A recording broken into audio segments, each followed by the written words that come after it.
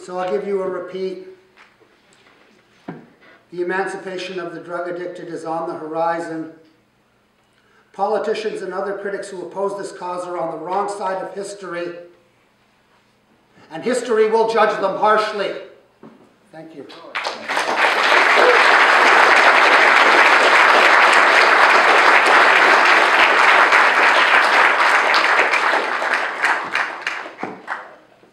Oh, and anybody who wants to help out an impecunious author by buying a book is welcome to do so. Thanks.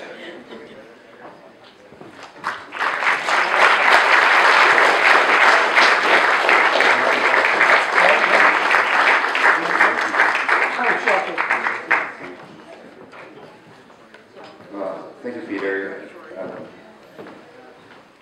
The question of negative consequences leading to healing or somehow the surrender of addictive habits has been studied, of course, and when you look at the research literature, the biggest factor causing addictive relapse is actually stress. So, along the lines that Peter so eloquently indicated here, the more you stress people, the more you punish them, ostracize them, marginalize them, victimize them, the more likely they are to stay in their addictive cycle. So, if anything, this system that we have right now is almost designed, if not consciously, it certainly functions to keep people, a lot of people, in their addictive chains of behavior, all in the name of reforming them, of course. So, Peter's perspective, apart from being a passionate and a compassionate, personally felt cry for justice is also completely in line with the scientific literature. I was fascinated by his comments. He actually mentioned Jesus and Harper in almost the same sentence. And of course, it's ironic, or I should say tragic, that this government, which actually bases itself on what it considers to be fundamentalist Christian principles, should be acting so completely opposite to the teachings of the great man, God, who founded those, who originally articulated those teachings. And you wonder what that's about. And Peter's quite right, and I hadn't thought of it this way before, but really, in so many ways, the addict is sort of the last person that you can still, at least in our culture, elsewhere in the world it's different, but here, that you can, with impunity, abuse and dehumanize.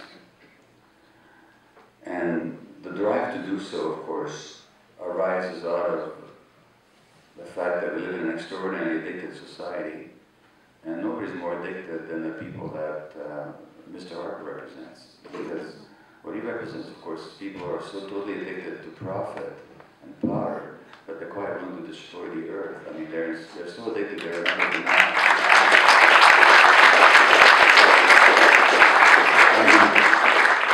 their attack on the drug addict, and I don't know if Peter would agree with me, is actually a rejection or a denial of their own particular addictive nature. Were they to fully comprehend and acknowledge just how addicted they are, they might have a lot more compassion for the drug addicts and the substance users. The good news is, as Peter himself exemplifies, is that there's really good and bright and committed people who are dedicated to the work of reversing this social insanity.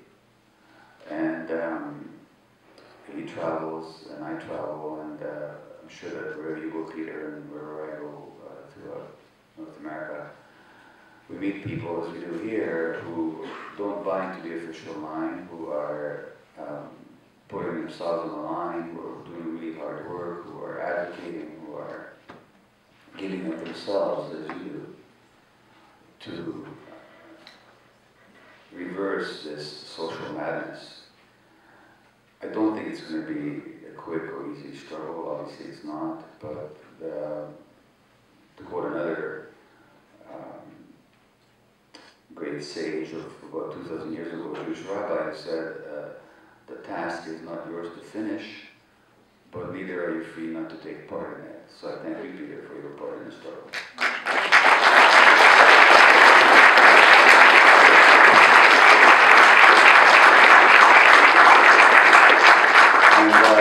And I think Peter is willing to take some questions or comments from the audience, if there are any.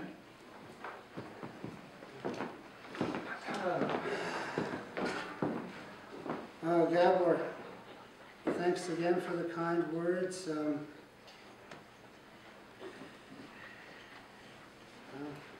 don't know what to say. I'm overwhelmed. I'd like to say a few words, if you would, please. I'm a drug user, and I love this stuff.